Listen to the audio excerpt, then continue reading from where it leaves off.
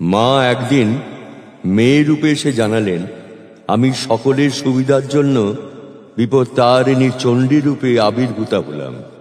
আমার আদেশ হইল, আমার ফটোর সামনে এক গ্লাস জল দিয়ে, একটু মিষ্টি দিয়ে আর একটু ধূপ জ্বেলে দেবে এবং আমার চোখের দিকে তাকিয়ে যেন সব কথা বলে, আমি শুনব। আরও আদেশ রইল, চণ্ডী বাড়িতে যতক্ষণ আমার আরতি হবে ততক্ষণ আমার চোখের দিকে তাকিয়ে যেন মনের সব কথা বলে, আমি শুনব। আর বলবে, হঠাৎ যদি কেউ বিপদে পড়ে তবে জয় বিপত্তারিণী চণ্ডীর জয়, জয় বিপত্তারিণী চণ্ডীর জয়, জয় বিপত্তারিণী চণ্ডীর জয়, এই নামে যেন আমাকে স্মরণ নেয়।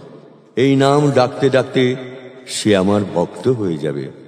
ভক্তকে রক্ষা করাই আমার কাজ, তাই আমার এক নাম ভক্তাধিনী। বিপদ থেকে রক্ষা করতেই আমি আবির্ভূতা হয়েছি। জয় বিপত্তারিণী চণ্ডীর জয়, জয় বিপত্তারিণী চণ্ডীর জয়, জয় বিপত্তারিণী চণ্ডীর জয়, জয় বিপত্তারিণী চণ্ডীর জয়, জয় বিপত্তারিণী চণ্ডীর জয়, জয় বিপত্তারিণী চণ্ডীর জয়।